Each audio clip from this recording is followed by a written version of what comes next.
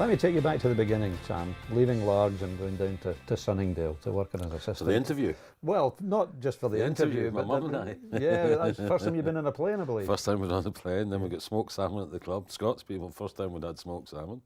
Were you at that time aware that you could be a tournament pro? Oh, absolutely. Absolutely. You never had any doubt that you were going to be good enough? Well, I don't know about being good enough, but I never had any doubt what I wanted to do. I can honestly remember being on the practice range in Rossendale, and we went there when I was 5 and left when I was 9 back to Largs. But I can honestly remember being on the range at Rossendale and hitting balls on the range starting at the top of the swing. And hitting it.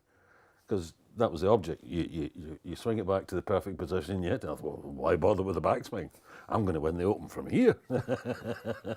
So even at age 9 I was thinking about it, but it was what I always wanted. Sunningdale was fantastic. That came to me through Jimmy Letters, who was the Letters. They got me the interview there. Met a chap called Angus Mackenzie who sponsored me.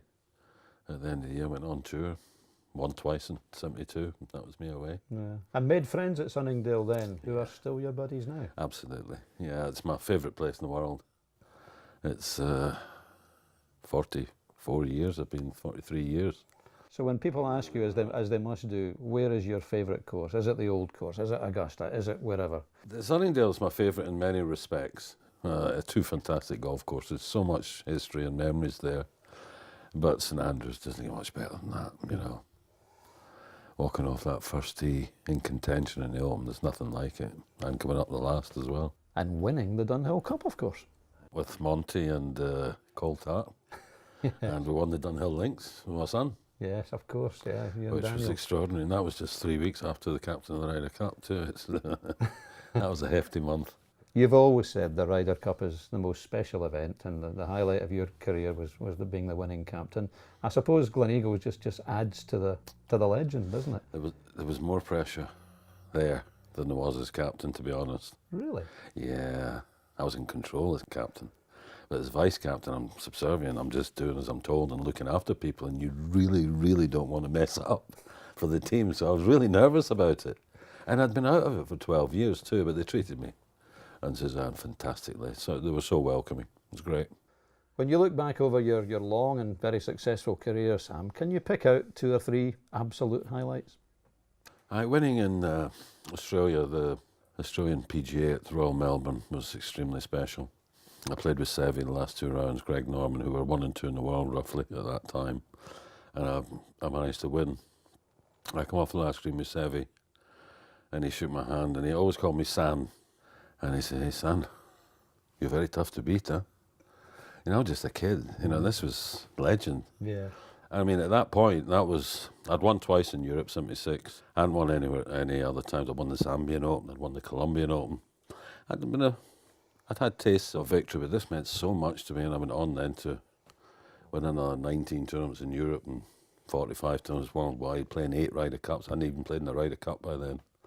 And a lot of it was down at the King, Seve. I think the Dunhill Links with Daniel was incredible. And non-playing would be captain.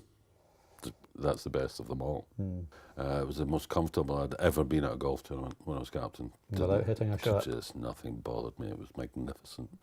And I wish I could have bottled it up and used it a wee sip at a time. And week in, week out. Why I was like that, I don't know. Maybe it was because I wasn't playing.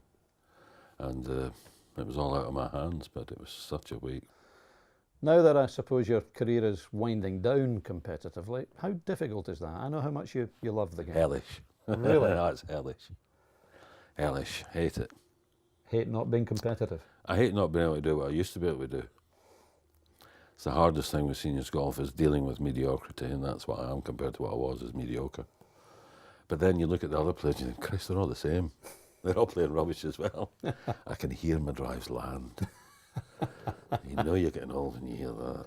So what can ever replace that? I know that you and I do some commentary together. It's not a bad substitute. I love the commentary. I love being involved in it. I'm still an avid watcher. And it's nice, in a way. There's no replacement by any way, shape or form. It's nice. Great talking golf with you, Sam. Cheers, pal. Cheers, pal. We Cali best. Yeah.